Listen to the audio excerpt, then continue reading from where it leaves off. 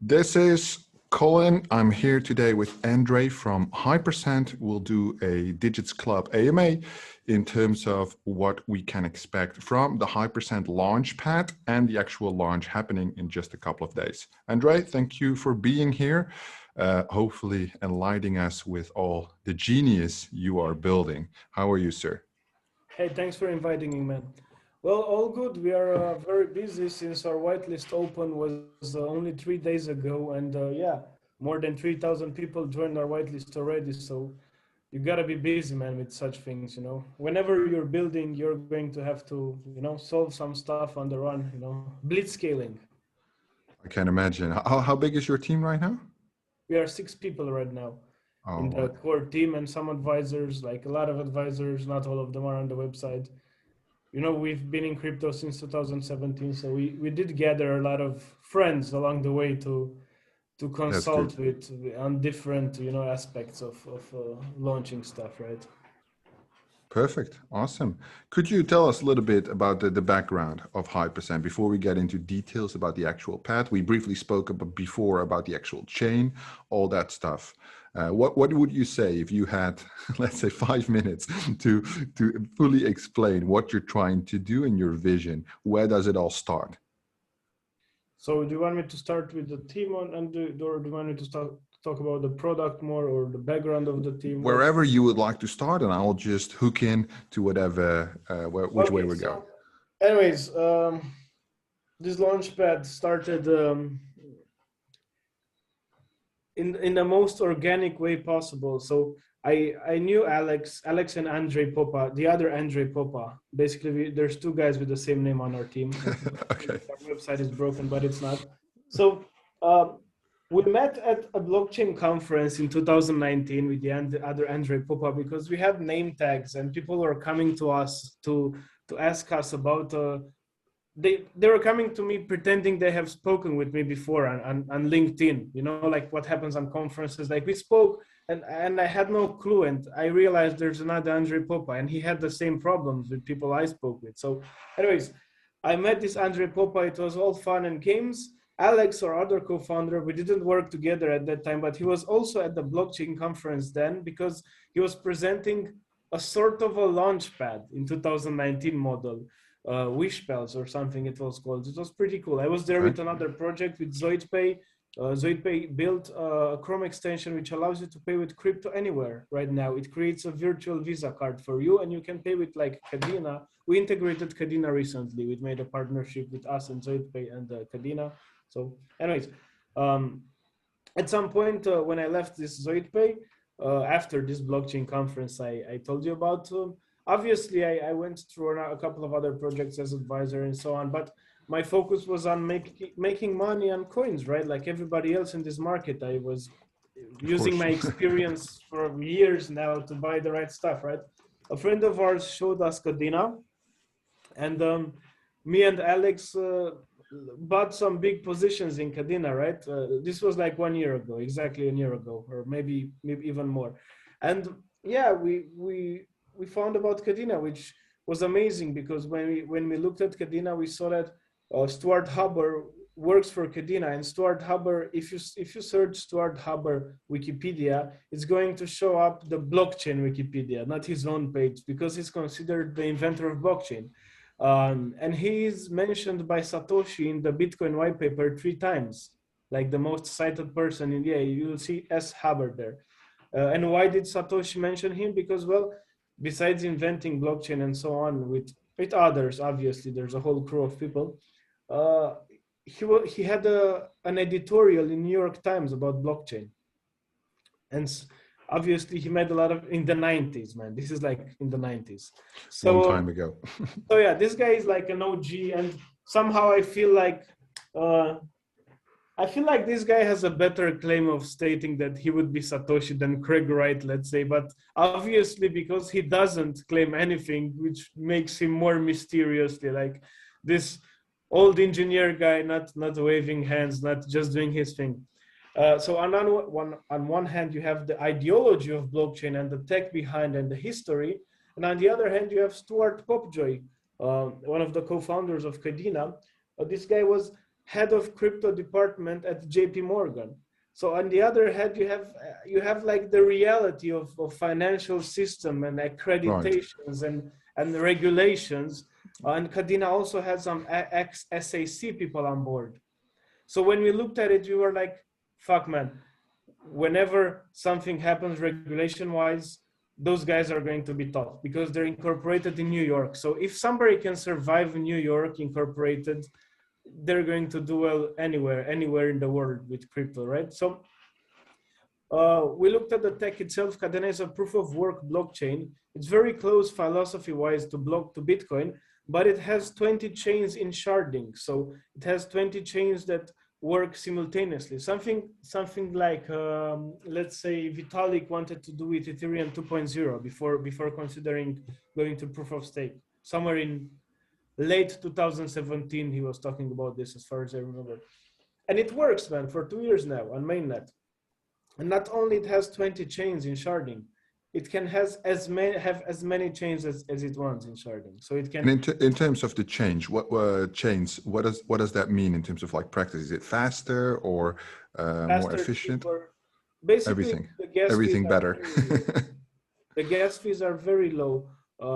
It's very fast for a proof of work blockchain. I'm not really looking at proof of stake speed because, you know, I could compare with me sending you some money on Office 365, you know. I mean, if I'm talking about blockchains, I will look to proof of work. If you ask me, it's what got us here. If Bitcoin fucked up once, no poop coins will be able to exist. No Shiba, no crap like that Right. people believe in, Yeah. right? So it's proof of work that carried us here. And as far as I can see with Solana stopping like my light flick, you know, I'm gonna stop the blockchain, start the blockchain. It looks like proof of stake still isn't like the safest bet for me at least, you know. So we love that Kadena is proof of work, and we looked at it as not only a good store of value, but also a good blockchain to build on because it has its own smart contract language called Pact, and this Pact was developed by all those geniuses from Kadena, along with Emily, who was CTO at Hasquell, and now it's CTO for Kadena. So those guys have like a lot of Vitaliks on board, a lot of type of genius programmers who can build like amazing core technology, you know. And yeah, we were attracted to that. And I talked to Alex and I told him, well, since we are pretty big bag holders, why don't we talk to them to help them make better marketing? Because Kadena looked boring. It looked like a project developed by developers, which is great for a blockchain, which is like the layer one tech. A blockchain needs to be decentralized. It doesn't need to market itself. Projects building on those blockchain have to grow it, right? But the blockchain itself should be faceless, right?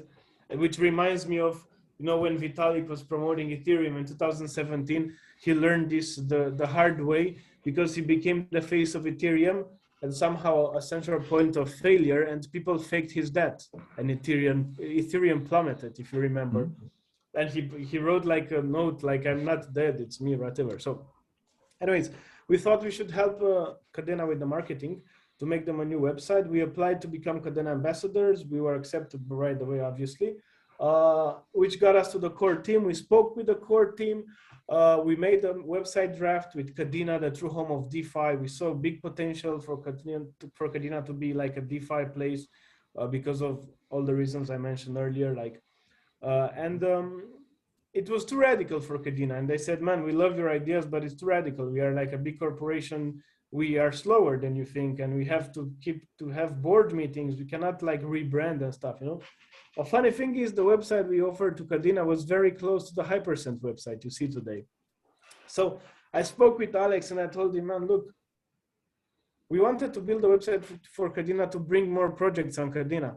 So, but that's exactly what the Launchpad does. And you have already have a lot of work behind you to build a sort of a Launchpad. And we know the team, and we are very, like, we are very well known in the Kadena community. We have texts and a website already. We just need to work a bit. Why not build a Launchpad, you know? And this started around, like, we fired it up hardcore around October, right? And last year, October. yeah. Oh, all right, that went quick. it went mad, man. When the Kadena community found us about us, we leaked it like to some builder community from Kadena with like 30 people there, including the founders. And somebody got it to the big communities, and people love to discover stuff, and we wanted to see what they will say. We were curious, and people loved our concept. And yeah, since then uh, it went amazing, and we had like a very good organic growth because we were very transparent to people. We want what happens? Blockchains with small gas fees, they end up like BSC with a lot of shit building there, and everybody comes there and build their own stupid coin, and nobody gives a damn about quality. It's like because there's no entry. It's cheap to build on BSC. Right. There's no fees. So we thought, okay, we want to make sure that Kadena is a place where quality projects build. And we wanted to make an example with ourselves, the way we communicate, the way we don't, like, we didn't create false expectations. People were like, how many projects want to join your launchpad? Like in the second month of like in December. And we were like, man, Kadena is early at this point. This was December. There's no projects. We are speaking to some people. It's very early. We were very frank with them. Obviously, meanwhile, project has started developing, and they have started to learn Pact, to the smart contract language of Kadena, and things are moving nicely. But we are always frank to our community, and we never try to like pump it. How they say it or fake our numbers, or have like bounty or airdrops where people just come there to get free money. Or I think as a launchpad, you need people who want to put money in, not people who come to you because they want to take free money. So obviously for us, it was an easy way to build this. So yeah, anyways, long story short, we had to learn Pact. We are a team of 6 people, 3 developers, 3 developers, a Scrum Master, me and Alex, which are marketing, both of us, but also he's UX, but I know some UX myself. So it's wearing a lot of hats. And yeah, during this time, we obviously took inspiration for our favorite like launchpads. We looked at Selenium, Polka Starter. Like, we don't want to be the best launchpad like Kadena. We want to be one of the best launchpads. End of story. We don't want to stop, like, because it's easy to be the best in a small ecosystem, but it's nice to get ready to fight with the big guys, right? So when we looked at launchpads, we saw that there's a big problem. Allocation is being offered, like, it made no sense economically. When we looked at Selenium, a guaranteed allocation of $500 was costing like 10K to stake. And then well, that's a common problem, right? That's like a pattern that we continuously see. Yeah, because the supply is a lot, the demand is a lot larger than the supply. So projects are raising 300K, and launchpads have like 10,000 users at least, right? So obviously it's a supply and demand situation, but you can fix it with game theory, and launchpads, they set the price centralized for the tiers. It costs this many tokens, but most of them have done that just before their token launched, after their own IDO. So obviously that token went on a 40x run or something, and the prices became like stupid, right? And also a lot of launchpads prefer to give like, they sell in the IDO, they look at how much maximum people can get from the IDO, and they would say, okay, the first tier would be a bit more than this, so people have to buy again. So they create like this fake, let's say, forced demand for their token, and in the end it bites their ass. It's like the short-term pumps, right? And therefore they always decline after the IDO closes. Yeah. So what we thought about was, I mean, you can solve this with simple systems, mathematic wise, like don't give somebody 10 allocation and the other guy no allocations. How about that, So or base more stuff on lottery and randomness and less on how much you can get, So there's a lot that we can do, but obviously we took it further tokenomic wise, and basically our main token, which is called Hype, This is the like a token based on the Kadena blockchain, which we are selling in our sale right now. Right. By staking Hype, you're going to earn Stardust, a secondary untradeable token. It's like points, let's call it. You don't want to fuck around with your main token too much, right? You don't want to have people spend it because it's going to go to somewhere else. How are you going to get it back in the market? So it creates problem, right? So you stake it and you get Stardust. And with this Stardust token, which is untradeable, you can either go into sales, which means that you can buy lottery tickets or guaranteed allocations for sales. But when you do this, you're going to burn the Stardust. So the total supply of Stardust, like for everybody, will get lower when people like go jump on a sale. So let's say we want to create the lottery tickets to be supply and demand based. So we don't want to set them centralized. We want like the market to adjust them at some point. So let's say the lottery tickets become too expensive at some point. There would be people left with Stardust and nothing to do with it, right? And the ticket will still be expensive, right? But what we did was create the IDO Vault, which the IDO Vault is, launchpads get paid by projects to launch on them with tokens. Besides other stuff, like a percentage of their token supply, of their tokens selling on the platform. Either ways, it's tokens all the time. You're going to have tokens, right? So a big chunk of those tokens, like majority of them, we put them in a vault from all the projects. And people can go there with their Stardust and mine this vault. And they get airdrops from all the projects launching on Hypercent.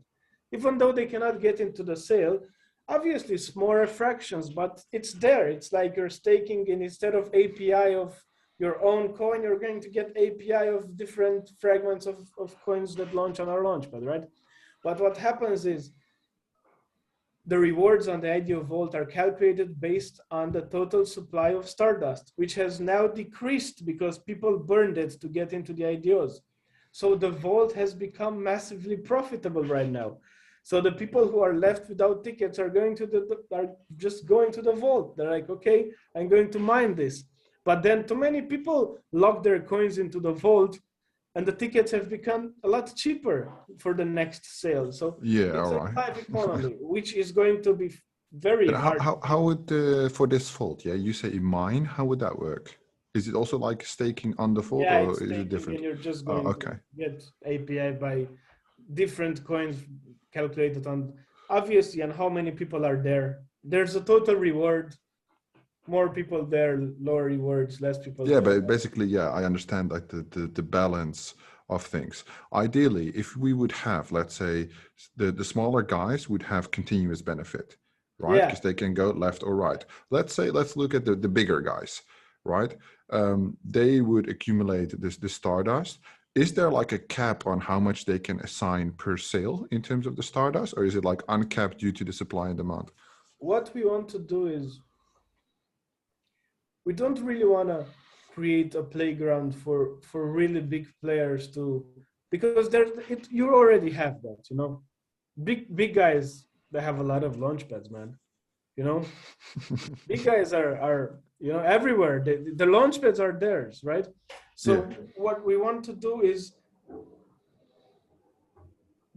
not give maximum more allocations per person and create a volume of many people joining an IDO rather than 3 guys buying everything, the same 3 guys buying everything on launchpads.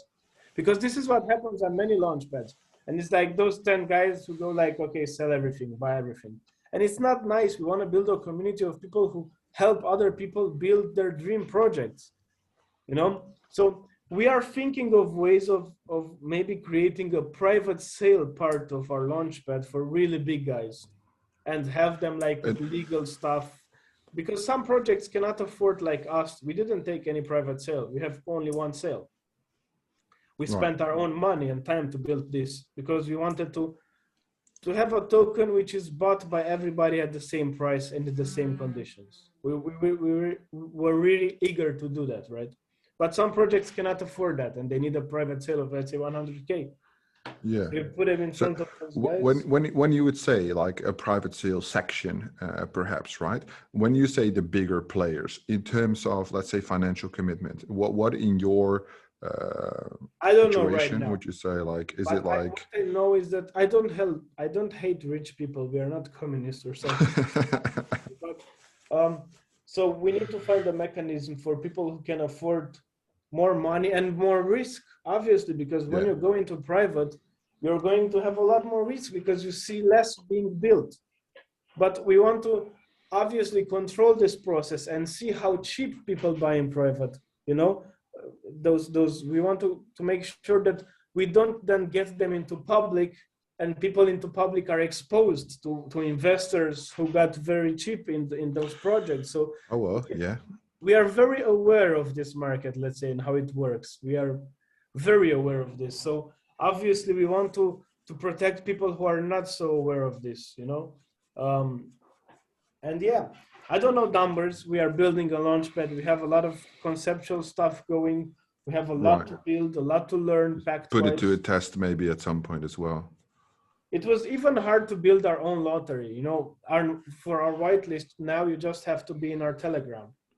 But we thought, okay, how are we going to make sure that we like reward people who are early? Because, you know, it's one thing to come to Hypercent when there are 500 people there and a website and say, okay, I believe in those guys' vision, right? And I prize that guy, right? Who trusted us from the beginning. And there's another thing to come there when there's like 8,000 people and be like, well, there's 8,000 people here. Something must be good, right? So you want to like reward the guy who's been with you for the past 4 months and knows about your project a lot, you know, and probably has replied to other people in your chat, replied to their questions, to help new members and so on. So we build a lottery system, which basically gives you tickets um, based on how early you are on our Telegram group. How does that work? So basically, if you're like in the first 500 people on our Telegram, you get 8 tickets. Somebody who goes now has 1 ticket.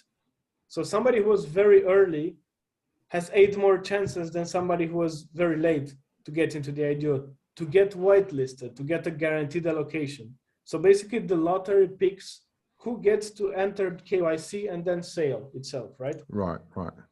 So we wanted. But is that only for the Hypercent sale, or is it basically for all the lotteries going forward as well? For Hypercent sale. For the other lotteries, people will be using Hype, but since our token doesn't exist, we had to find the criteria, right?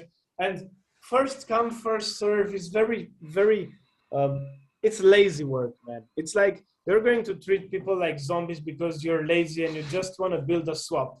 First come, first serve is like, here's a fucking swap contract. Play with it when I want to. You're not building anything for that sale, if you ask me. So we built a lottery system. You log in with Telegram, you connect your wallet. We built our own Kadena wallet because what was out there when we started wasn't friendly enough. And we thought, Solanium, you have to connect Phantom Wallet, which has a great user experience. And most stuff on Solana have good user experience, but you still, you know, you're still outside. You have to connect a different wallet. It's not the same part of this platform. You know, it's like built from pieces. And we thought, why not build our own wallet and have the IDO integrated? How long did that take? I'm just curious how long such a thing would take to code like the wallet. Since early January, because the whole platform, you know, the UX and the wallet and so on. And now the wallet works on mobile as well. It's a web wallet. You can go on a website and it's going to work on your mobile phone to send Kadena from it and so on, right? Like a normal website would do, right? So, yeah, we built a lot of stuff.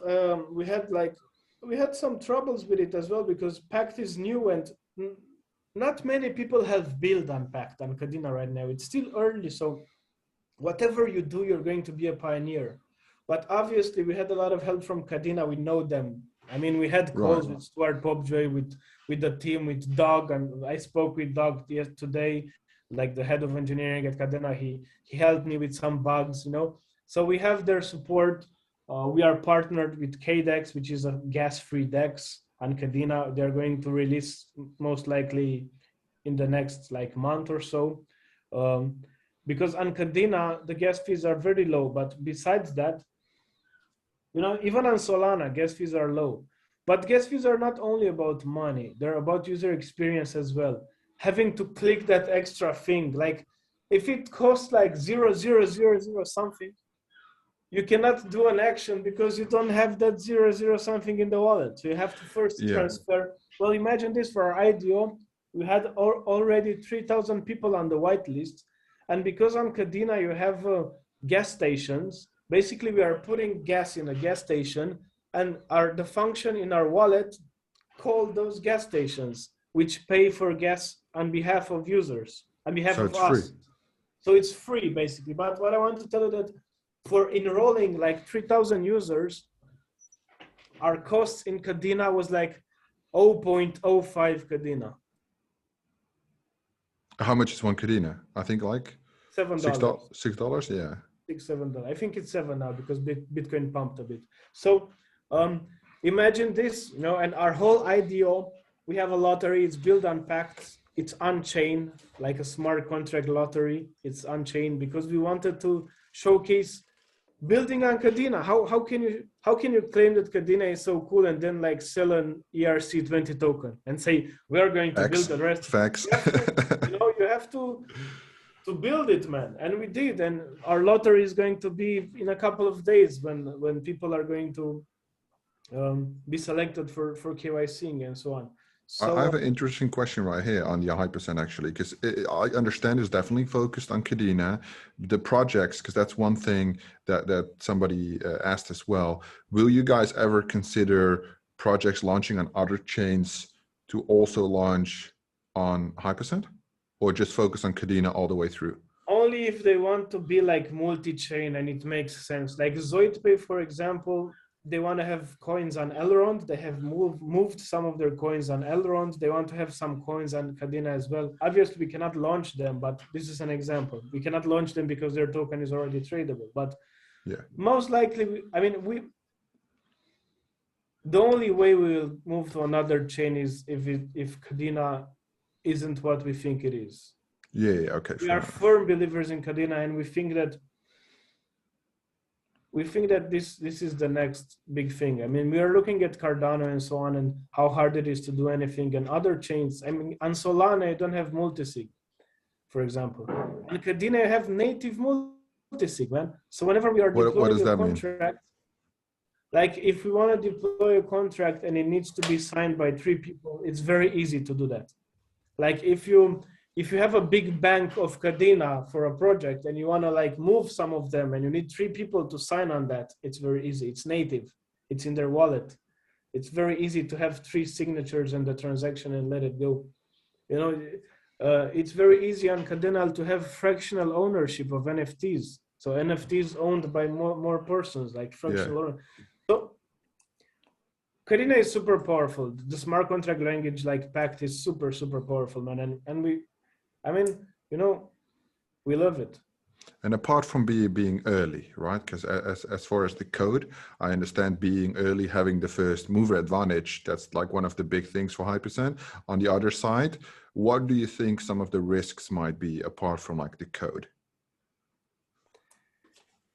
I don't see many risks, to be honest. I mean, nothing we can foresee. Kadena is, I mean, the only risk would be Kadena itself, the blockchain, the tech. But the mainnet is out for, I think, 2 years now, if I'm not wrong, almost. So, you know, if you have a proof of block and it has a big hash power, it like, at some point it was like half of Litecoin or something like that. So that's a powerful blockchain. It's not like some 5 dudes mining in their backyard. That's a lot of mining power there. What does that mean, hash power? I mean, the network is strong. It's hard to create a 51% attack on it. It's okay, so does that mean there's like a lot of supporters on the network? A lot of people mining Kadena anywhere, everywhere on the globe. And it's also, it's very hard to 51% attack it because you would have to go on 3 different chains. It's even harder than for something like Ethereum because of the way Chainweb works. there's an article on Coin Bureau about Kadena, which is very good, like the Kadena review. It's one of the most, let's say, informative articles out there. Is it like technical? Because as you might understand by now, I'm not that technical at all. I'm more on the business I side mean, of things Coin usually. Bureau, it's not like, you know, the most, it's not like reading code on GitHub or something, but it Okay, explains well, man. It explains well. fair It's enough. I will look it up and then I'll that's link what it for makes it everybody. important, That's good. That's right? perfect. One other thing that I thought just about was like the projects, right? You in the beginning you spoke about the projects that basically while you're developing on Kadena Hypercent, you see other projects start building as well, right? We are very much usually looking at like the GameFi metaverse space. That is some of my personal interests. That's what I try to bring to the community. What do you feel like as the Kadena blockchain, the base? What does the blockchain suit in terms of potential in regards to the projects? Well, that's the point, that we think it suits everything. I mean, if you have native fractional ownership on NFTs, you know, if there are people still building on Ethereum right now, then Kadena is perfect for everything. But we like DeFi because, you know, in DeFi, you need the security of proof of work and the gas costs of proof of stake. Because if you're going to do DeFi, it wouldn't make sense economically, like the yields and so on would have to be very high to cover gas costs on Ethereum, right? So if you do like economic with marginal things, you cannot do it like in reality with high fees. Like if you look at yields in real life money, it would be impossible to do with gas fees. Even one transaction would fuck you over, right? So we thought that, okay, DeFi would be perfect. And that's why we called Kadena the true home of DeFi. That's our tagline for Kadena. We want to have lending there and so on. We even brought our partner ZoidPay to Kadena. I told you about this, the Chrome extension that allows you to pay with crypto anywhere. So you go on Amazon, wherever you want, and pay with crypto, right? So imagine the reverse of this, getting a loan, a DeFi loan of Kadena, and then through ZoidPay being able to buy a TV instead of going to the bank. And I think this is the real power of DeFi, when the effect of it comes to the real life, not only some people playing poker chips. Because I mean, I believe in crypto, but there's a lot of poker chips around, a lot of unrealized profits and make believe millionaires, right? But in the end, liquidity will make your make believe money become real money. Facts. Yeah, I agree. Interesting. When we take a step back to the Hypercent platform, one question was Hypercent's decision to utilize Kadena partly for decentralized reasons. How would you ever think that centralization of financial networks would play a role in Kadena? Is there anything of an opportunity in the future, or do you think it will stay 100% decentralized? Well, I mean, it depends on what centralization means for him. I mean, I didn't really understand the question. Decentralized from a let's say proof of work. Let me clarify. He said the recent issue with the Ethereum infrastructure being owned by JP Morgan. Infura and the latest stuff with Infura that holds like a lot of, and JP Morgan holding a lot of power. So that's coming to light only right now, and that would shift that part into decentralization. It's not really my thing, but I think that's a good question though. I think you cannot avoid that. And I think that if you're doing a great job as a platform, centralized platforms will be looking at you like, that's not bad. It brings real life to crypto. I mean, it's not like decentralization will disappear. It will just make some things more possible. And I'm not sure, I didn't read about Infura and Ethereum that much, to be honest. So I'm not sure to what extent it's problematic or dangerous for the community. But, you know, if you're going to have a public blockchain, somebody can come and build on it, right? They can just come and, how can you stop like Microsoft building like this huge stuff on Kadena and making it work flawlessly? Because, you know, users will always be drawn to the best product. So if they come here and build like this superb DeFi platform, but instead of being DeFi, it's kind of like Microsoft and some DeFi stuff, people will be using it. And you won't be able to stop them because that's part of the decentralization. not being able to stop big players from building on the public blockchain. So what I do think is that Kadena is so compliant SAC-wise that big players will build on it. Banks will use it. Kadena didn't even do a lot of marketing lately because, I mean, never. Kadena didn't market aggressively because of SAC reasons. They have SAC people on board. So they thought that, look, man, if there's going to be problems, we want to be far from those because we want to have like big corporate clients on board as well. They have all the relations. Imagine this, those guys like Will Martino and Stora Popj work for JP Morgan's uh, uh, crypto department. So they kind of know a lot of people. Also, they have engineers, ex Google and ex Microsoft, big engineers and so on. So they're very well connected. You can see a lot of partners on the website and so on. So yeah, I think that replies the question. It's my personal opinion on that. Oh, makes sense. I think, yeah, there's something to say for both ends, but Tada says, good point. Thank you very much. Perfect. In terms of your vision, so let's say moving forward, right? You mentioned Hypercent launch coming up.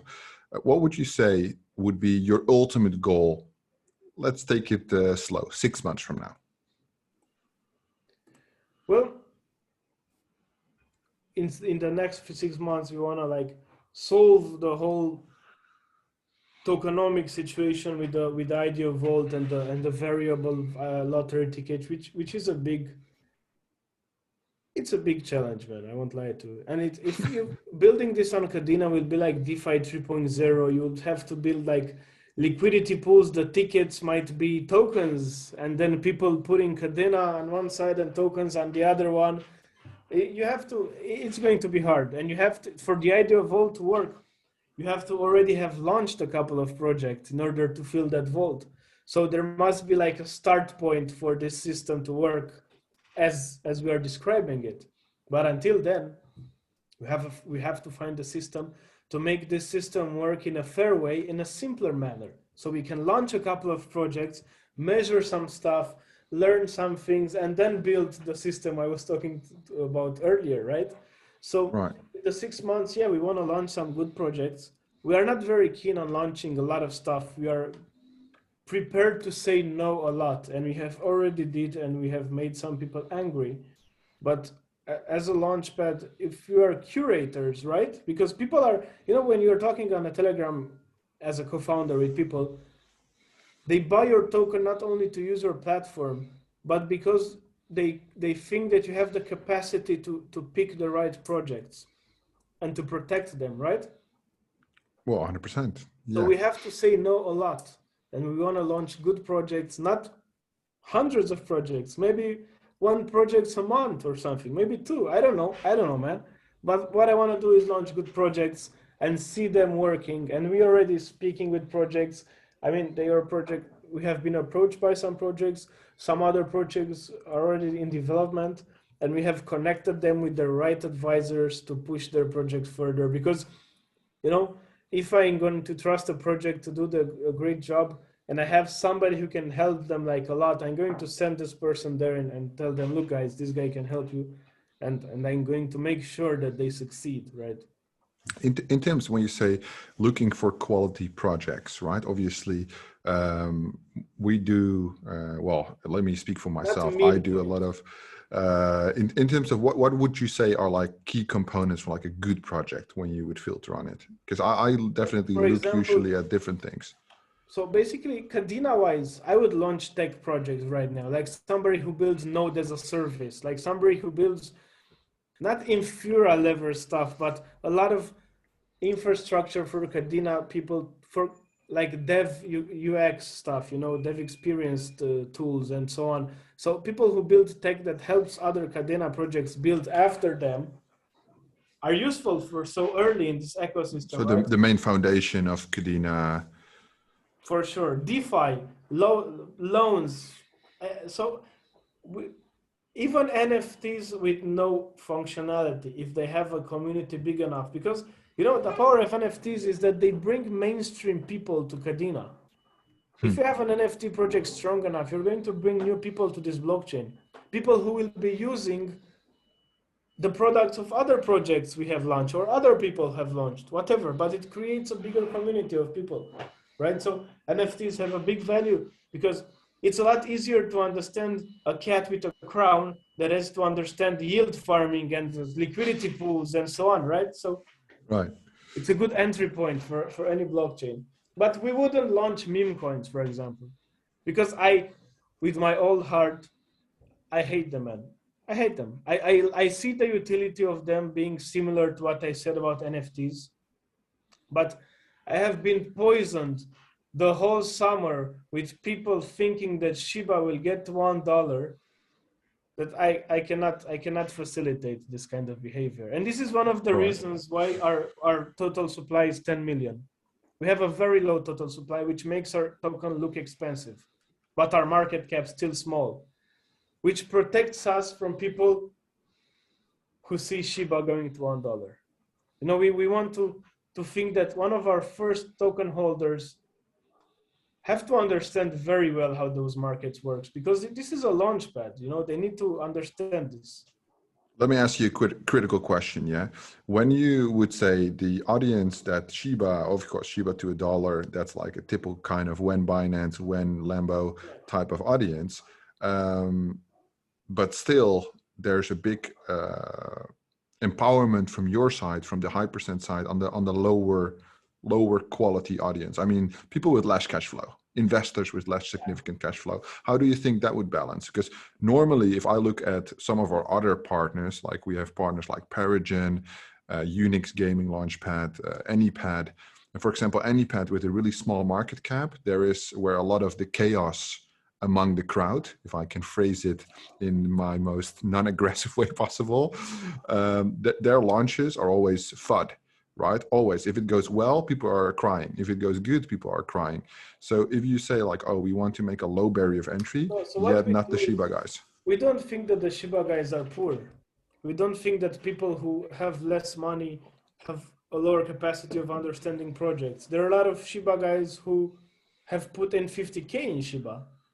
So I think that's you're talking about the mainstream right now, and the mainstream is very important. But the way we have built our community, you know what you said about FUDing and so on. We were so transparent with people right now, with how we are building, and never lied to them like we are talking with 20 projects. This is going to go crazy. No, we were very transparent. We have got them through our process so transparently that they can teach anybody new how this works.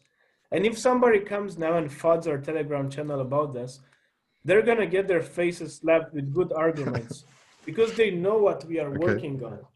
Right. You know, so obviously I don't hate the Shiba people. I just don't want to empower them remaining Shiba people. I want to take them aboard and get them through our process of look how this project is built. Look how much time it takes. Look how many resources, problems, bugs. It's a reality, you know.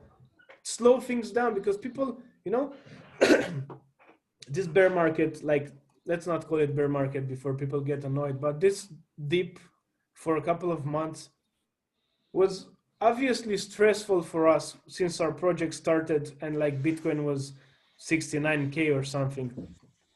Like, it was a coincidence that that happened. We didn't start our projects at Bitcoin at 69K, but along the way it became that. And there was so much noise, man.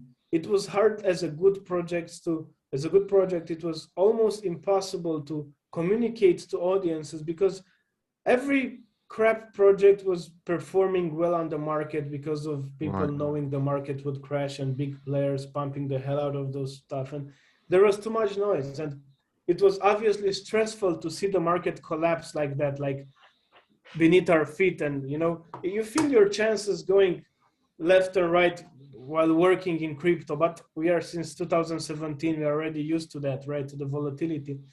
But the silence of the dips is golden. That's when the real projects can shine and people listen to what's happening, because a lot of projects die and they have nothing to talk about. Nothing. They have no more fake Shiba swap shit to talk about. There's silence in those moments, right? Obviously Shiba has like billions of market cap, but there are a lot of copies and so on that made a lot of noise, right? And they're dead now. right? So if you can raise during the bad days, you're going to have the best holders, period. Because you're going to have people who see value in your projects in the darkest days. And this is what you want to gather. So when I had we had marketing deals for whitelist spots and so on, in the biggest Bitcoin dips, I would go over and tell them, okay, activate this deal. Because I preferred 15 people who saw value in us in the ugliest red candles you have seen than 100 people who come over 1,000 in green days when they're like just throwing money around and crap, right? Even to bigger partners, because we have VCs on board, but they have to come in like normal people. So if a VC came to us, they had like 10 spots from us, let's say, right? They have to use 10 different people and 10 different KYCs. The only thing they have is reserved spots. They can access the sale because they offer us free marketing or free intros to an exchange. Or obviously VCs are good, man. VCs are not bad. People say VCs are bad. No, VCs are good. It's up to you how much power you give them. VCs can become bad if you're going to sell a lot of token to them for very cheap, right? They can become bad if you give them power, but if you don't give anybody power, it cannot influence you, right? Negatively. So even with the VCs, we were going to them and sending them like, here's this list, put your Telegram IDs there if you want the whitelist spots, because that's when you know like the real partners come on board. Some of them said, oh, the market doesn't look right. Okay. It's okay. It went well, Yeah, because that's basically just the guys who are looking for the money grab. That's churning. It's churning. Those will be the first guys to dump your token as soon as the vesting is being released. What is the schedule on the vesting and the token? Could you, because we haven't even discussed that at all. The token sale, when is it happening? The whitelist, you mentioned the KYC, so which I think is interesting. Opened 3 days ago. There's 3 days and 3 hours, so almost 3 days ago. We have like more than 3,000 people on board, which is on the whitelist, who want to participate in the lottery. Some of them have guaranteed allocation spots because we gave guaranteed allocation spots to community members who, first 200 guys on Telegram, they had guaranteed allocation spots. Those were the people who discovered us like in the earliest days. Yeah, again, reward them, right? Yeah. Then first 100 people on our Discord, we had like this first come, first serve contest, which was just like a concept of showing people why first come, first serve is bad, because our bots failed, the Telegram authentication the Discord authentication got destroyed. But we did give like 100 people got access from that. So there's a couple of 100 people with guaranteed allocations, a good couple of 100 there, but like call groups, like group like yours, they used to get some spots because we had the whitelist open for that in that time, as payment for marketing, right? Mm-hmm. Which is very nice for a project, instead of spending money on marketing, right? To offer. Well, free is always good. Not even free. It's basically we are taking money from them in the end, but it's an opportunity for them, right? Because they're getting a token and utility. As long as it's win-win, then I think it makes sense business-wise. Yeah. Basically, if they see value, it's win-win, especially since we have never approached anybody. Like we have never approached anybody. All the deals we have is from people who wrote to me. All of them. So no cold, no nothing. Only pool marketing. We did our job well. A lot of word of mouth, a lot of organic stuff. We never asked people to share stuff. If you're going to ask people to share you because you pay them, if you're going to stop paying them, they're going to stop sharing you. Yep. So there's a lot of basic economy and consumer kind of knowledge that we have as obviously marketers. I have an MBA in marketing. Alex also is. So token wise, our whitelist opened. You have to be on our Telegram. I mean, for now, you don't have to be on our Telegram. You just go to app.hypercent.io and you can join the whitelist, connect your Telegram, and you're going to get 1 ticket. Because you're obviously late. It's like 8.4K users right now or something like that. I think we have so many online users, like almost 1.5K today. So it's a big ratio because we don't have any airdrops, so no bots have arrived. No, we don't have like people. We didn't create the game theory for people to create like fake accounts or fake engagements. So yeah, we are selling 4 million tokens out of the 10 million tokens, the total supply. So the cost of a token is 50 cents because we have $2 million to raise for 4 million tokens. So it's 50 cents. The vesting is 33% at TGE, which actually we are going to have TGE. It's going to be a swap. So it's going to be literally instant. You're going to get the tokens, but I think we are going to put a hold of 10 days on that initially, on the tokens. And then you're going to get 33% of them.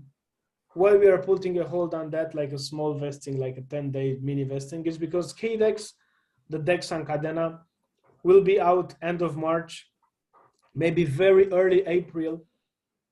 And we want to be on KDEX. We don't want people to trade us like OTC, and because it creates like environment for scams and right.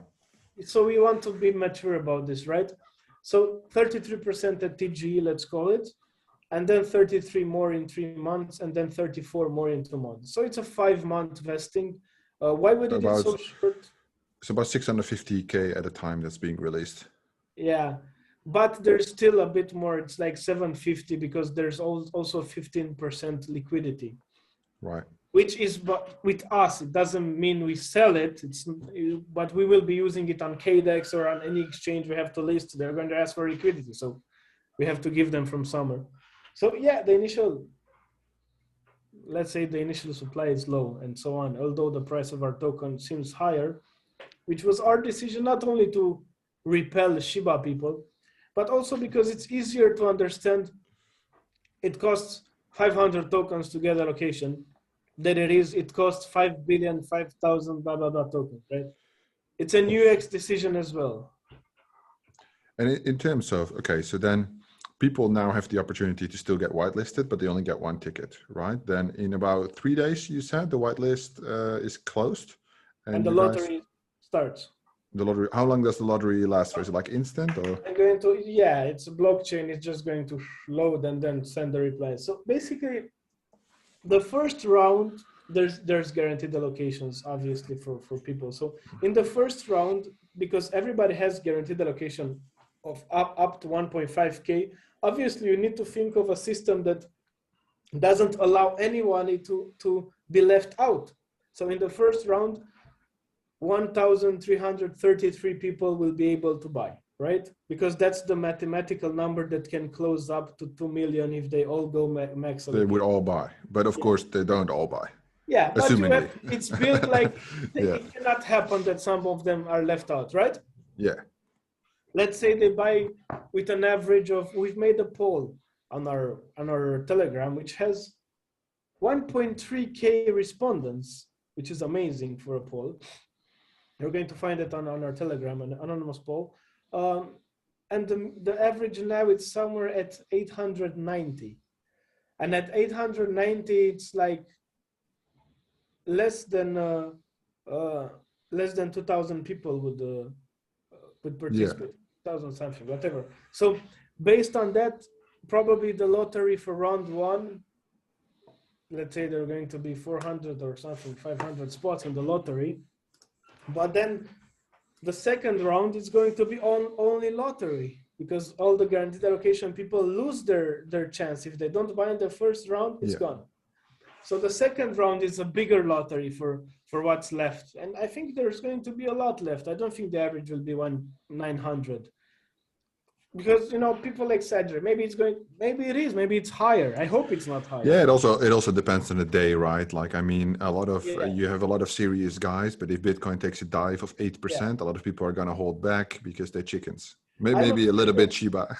I'm afraid of a bigger average, to be honest, because I want more holders. Right.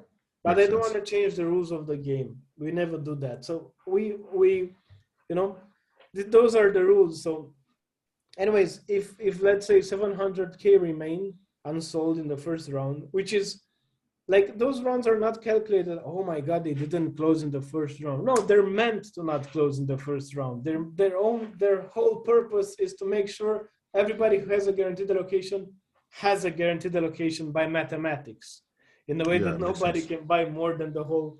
So in the second round, if it's 700K, you're going to divide that by 1.5K and see like 400 people or something we're going to get in the second round. So there's going to be like our lottery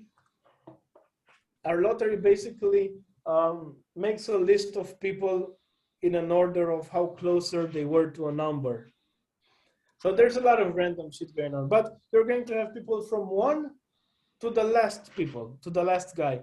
So the next 400, starting with 1,334 to let's say 1,734 or something like that. They get the next opportunity. Yeah, and the last round is queuing basically. Let's say there's 30K left. That means 20 people. Just like the next 20 people in that list have 10 minutes each to get it. So Man, we wanted to build. you just blew my mind to what you just said. Like that's the interesting thing today for me personally is that you said the first round is not supposed to sell out because it's mathematically kept at 100%. Because I always talk shit in my YouTube videos of project not selling out in the first round. Depends But on now it makes sense. Depends on how if a project has a first round of first come first serve and they don't sell out, I think they're trying to raise more than they can, right? But Right. for us, the first round is designed not to sell out. We want people to access their guaranteed Got to get allocation. guaranteed. Yeah, fair. That's very nice. Is Is there a minimum allocation? Sorry for interrupting. Yeah, I you. saw $250. It's the minimum. Okay. We had it at 100, but we thought that we are paying for KYC and so on, and we thought let's just raise it to $250. So basically, the KYC as well as means that all the U.S. citizens primarily are excluded. Not our fault, though. Not. We're just Following best practices. Yeah. Why? Because I love KYC, right? So I own many businesses. So with KYC from a business point of view, all legislation and regulations you're compliant with. So there's never any doubt. If you skip the KYC, you just have the always exposed risk to any government trying to stir shit. And exchanges, man. You're not going to be able to be on exchanges. And also because our max cap is very low at 1.5K, we don't have anti-money laundering problems as well. We are not taking a lot of money from anybody. Those are like you're going to use half of your salary from Switzerland or something like that to buy some tokens. That's all right, So yeah, this is the sales system, and we didn't want to rush it and make it like the FOMO is not in the how well the first round sells. The fact is that we are not raising more than we need. And you do need 2 million if you want to have like money for the long term, because you don't know what the market is going to do. A good exchange listing will get you to 200K. Good developers are 10K a month. So we are realistic. We are not building a dream here. We are building a business. Launchpad is a business. It's easy to understand how it will make money. It's maybe one of the easiest business model in crypto you can understand nowadays, because the supply and demand is very clear on the demand side, right? There's a lot of demand for projects. So what I've seen from other projects is, I was looking, for example, at Atlo protocol on Luna. I'm insane. I'm looking at projects launching on chats on other blockchains. I'm following everything to see what kind of problems they have, what people say, what people are angry about or happy about. I'm like this crawler, and I was looking, and those guys raised like 2 million in private, and then they wanted to raise 6 more million in public sale, and they only raised 4.5. And I think for a launchpad to raise this much, I mean, I don't know. I am not open to talk about like tokens performing well and so on, but if there won't be a buying pressure for your utility token on the secondary market, you have done a bad job. Yeah, well, that's one thing because I don't own any tokens personally as a business, so we can talk about tokens all we want and give our judgment on it. But like in general, what we see, I review primarily games, right, that launch GameFi on Launchpads, and we see games that with their tokens and then NFT sale, they raise like 25, $35 million. Like game development is expensive, but it's not Yeah, that type of expensive, right? I mean, you can easily spend 5 million on a game if it takes like 2 years to develop. especially those play to earn, like a lot of those games remind me of like Rip off early games. they're like early Pokemon on Game Boy kind of games, right? When Yeah, we yeah, were yeah. young and you played this Pokemon, it's cool, but if you're going to raise a lot, you better be fighting EA with your Yeah. game. I mean, I'm like, yeah, I'm like, what do you need $35 million for? And then it's like, they have a long roadmap in terms of they obviously need to develop, right? And then it's like NFT drop after NFT drop, and the audience gets excited by it. But all I see is like more cash injections, right? More cash, raising more cash. And from an investment point of view, you're just diluting your own business with like crazy high market cap potentially. But yeah, definitely yeah, agree with those over. So you have a 6 people team, yeah, coming back to the team yeah. for a second, 3 devs, and then 1 Scrum Master. Yeah, I have a business degree, but I don't actually know what a Scrum Master does. I see that title all the time, but I've never There's a worked in project corporate manager, myself. like a smart project manager who will beat your ass in calls if you're going to talk crap. He's going to help you select the best tasks. He's going to take, like, if you're going to focus away from the goals, he's going to slap your ass and get you back to the goals, even Ah, if you're a perfect. co-founder. Because this guy is a friend of mine, and he would easily tell me, shut the fuck up in a call. You're dividing attention from the goals, man. I was like, sure, man, I call him my pit bull. He's on the call right here. It's Vladimir, but he's my scrum master. But basically, my pit bull to keep everybody in check.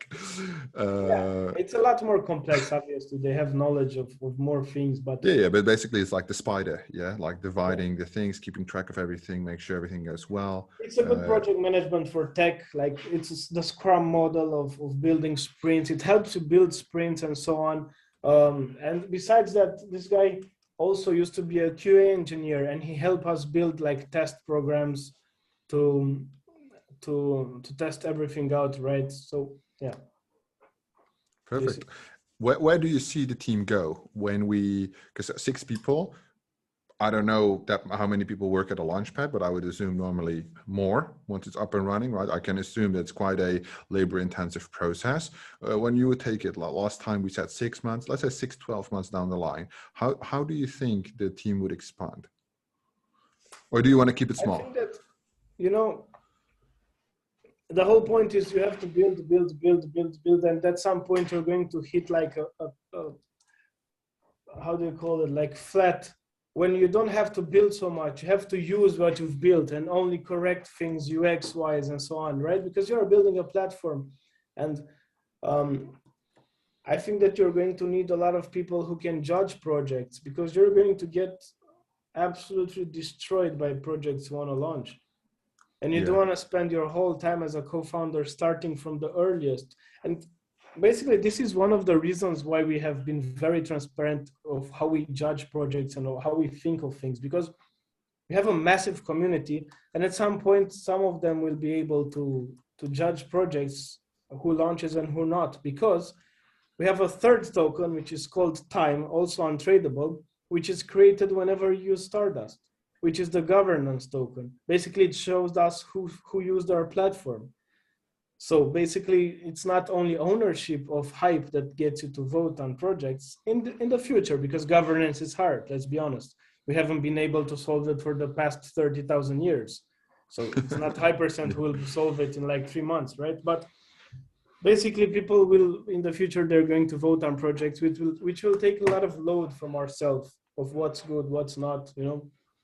So from a logical point of view, Hypercent is what they buy, is what they stake to get Stardust, to get allocation. And when Stardust is consumed, so the burning Yeah, effect takes place, you get time yeah. dropped into your wallet.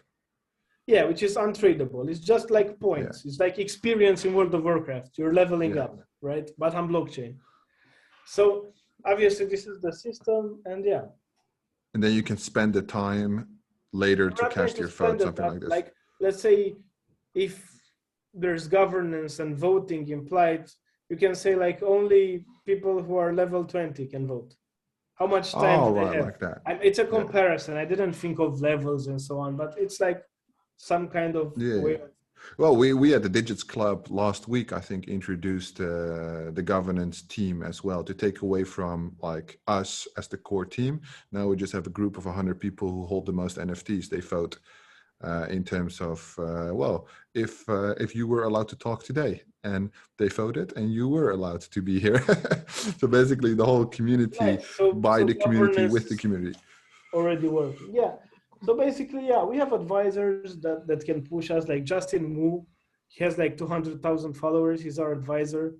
He's like helping us with awareness. He's building, like, he had NFT conferences in Miami with like big stars there. So we are reaching mainstream as well. But there's no second chance for a first impression. So if you're going to make a mainstream approach, your Kadena must be ready. The decks must be out. Hypercent Right. must have launched some projects. The same with listing on exchanges. People go like, when are going to list on centralized exchange? I'm like, Yeah. not now, man. I mean, we will have the money to do it, and the relationship and the requirements legally, because we did KYC and AML. But if I'm going to list on KuCoin or Gate or something like that, which obviously you have to list on something that lists Kadena because it's a Kadena token. So they have to have Kadena integration.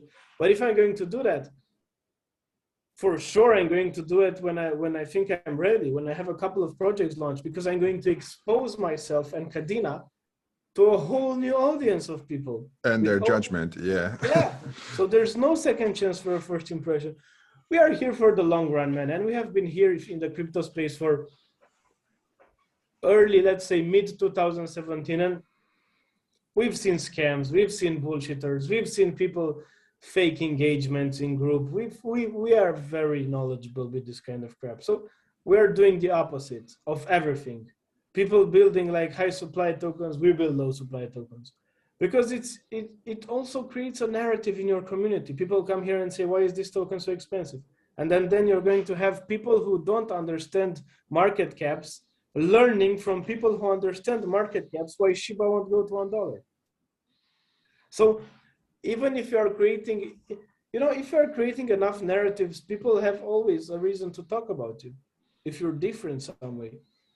We did the same with our community. We didn't employ Combot until like 2 weeks ago with automatic replies, because if a bot automatically replies to all their questions, it stops normal people from interacting to each other. And a community is when a guy who is not me helps another guy who is not me as well, Right. to learn about Hypercent, right? So, yeah, and even with the bot, I mean, that's what everybody else is doing as well. Yeah, and we have to do it right now because we had like 600 users per day, and our mods were tired, and there were a lot of questions. But we want to grow slower than that. It's hard, but it gives people time to accommodate and learn about the project, because older people in the group will teach them. They will ask questions, and people will reply to them. They look, this is how it works. They have time to understand us and our vision. Where's the actual core team located? I forgot to ask that. Most of us are in Bucharest, except Amar, and Amar is in Ohio, one of our developers. So we are in Bucharest, in Romania, and Europe. Oh, perfect. Lately, I've been hearing a lot about Romanian developers, like in general. Like I think all the companies I spoke with last week, which were many, half of them had like developers from Romania. We're not cheap anymore. It used to be very cheap to get developers from Romania, but it's not the case anymore. But we had fast internet since like early 2000s, so it's upcoming. In effect. I remember I was in 2002 or something. I was already downloading with 10 megabytes per second, and I had like friends in Germany on dial-up, and I was like, I'm gonna take this 5 gig video and just watch it or something like that. So yeah, we are located in Romania. There's a war happening like 1,000 kilometers from us, or maybe less. But yeah, we are a NATO state in Europe, so it's All safe, all good. Not yeah, yeah. not too worried. Is that where Dracula is from? Romania. Yeah, I mean, it's a legend like the leprechaun. He doesn't Maybe want the to talk about leprechaun. it. No, the leprechaun. Maybe even the leprechaun. That it was like a rich midget dude, like a rich little guy, and they made him like into a legend. But the legend of Dracula was like this ruler we had who was very fierce. When the Turks and other people like used to attack us, he used to impale them in sticks like vertically from their ass to their mouths and leave them on the field to create fear. And he used to do that with thieves as well. He was like a very like iron hand ruler. And somehow because of this and American imagination, this resulted in a nice story, which yeah, Vlad the Impaler, which basically Vlad Tzepes is the name, is the Romanian name, which basically, if it brings people here to visit, I don't care if people believe I it or only not. know that Romanian food is really good. I watch a lot of food shows, and that food looks really delicious. You should watch. How was it called? There was a show made by this Charles British guy, Taste Flavors of Romania. Flavors of Romania. It's a All good right. travel food show on Netflix. I watched it and I didn't know half of those places. I was like, this is so Oh yeah. close to my place. Can go by once you get a day off, right, from the hustle. Yeah, Explore your own country. I try to protect myself. I had some burnouts in other crypto projects, and now I understand that working 18 hours a day, you're not working. You're pretending for 10 hours, and the rest is Fair just enough. tired. So even today, I played a lot of Mass Effect. I was tired from yesterday. I have to reply to a lot of messages, do AMAs and so on. So I just need some silence sometimes. So I played like Mass Effect Legendary Edition. I bought myself in the summer an Xbox Series X. And when I want to chill, I go there and I play like non-competitive games with story and so on to just refresh the brains. Yeah, just ease up a little Yeah, bit. yeah, yeah. Yeah, it can definitely be quite intense developing the projects. But yeah, so far all good. I see we have no more questions. Is there anything else you would like to share with us before we finish this? Well, I think I've spoken a lot. But Yeah, I think it's super clear. I mean, like the whole fishing kind of thing, Kadena, I do understand the build up, the ramp up, the momentum, but obviously one thing we don't see that often is the realism, right? So definitely the slow pace, or not slow, but maybe slower than the hype, realistic, right? man. It's So yeah, realistic. We yeah, are yeah. moving very fast. We are blitzscaling, but like realistically Yeah. blitzscaling. This So guy, not no unnecessary marketing hype just to push the Blackwater, is token sale, asking basically. if you're going to expect a Hypercent. Yeah, our wallet is going to be a browser Chrome extension as well. There's going to be a lot of stuff happening in that wallet. A mobile app IDO. You can participate in our IDO on mobile. So people were like, I have to be home. Oh my God, I hope I don't miss it. No, man, you can have your mobile phone with you. Luxuries. Yeah, Well, it's the adoption, right? Something we haven't we really. have actually 52% users on mobile who joined our whitelist, not like people who come on our website. People who joined our whitelist, 52% mobile. Piers, is that you? Trying to say something? I see you unmuted your mic. How did you even do that? Nobody's supposed to be able to unmute their mics. You little hacker. Okay, I'll mute him again. No, everything all clear. What we'll do, perhaps in the future, once the sale has been completed, we might be able to speak again when the first projects come in. I would love to. I think this is a really great opportunity. Definitely, one thing I always tell the community is that everybody loves launchpads in a bull run. When the tokens are $12, everybody cries that they can't get in, right? So these are the opportunities. Bearish trend, new launchpads launching, right? For the investors, it's a gamble, but that usually pays off highly if you're willing to see it through. So I really appreciate you showing your face, because I've talked with many launchpads and they don't want to come here because they don't want to dox themselves. So that's a huge plus for me.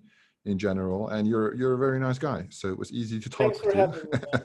We were doxxed from the first day with our LinkedIn and so on links. At this point, the only reason why you cannot find our LinkedIn on our website is because Alex forgot to put a LinkedIn button there and our developers didn't develop it.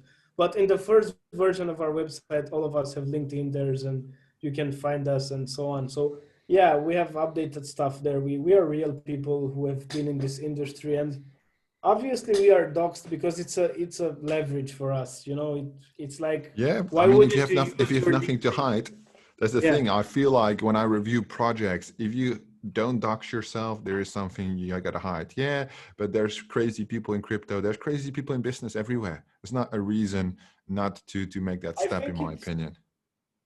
it's disrespectful to do that from my perspective, to hide like that. Anyways, the fact is that anybody can join our whitelist now. Just go to app.hypercent.io. If you like it, join our whitelist. Go find us on Twitter as well as HypercentPad. And yeah, join us everywhere if you want to keep close to us, you know. And thanks a lot for inviting me. It was really fun.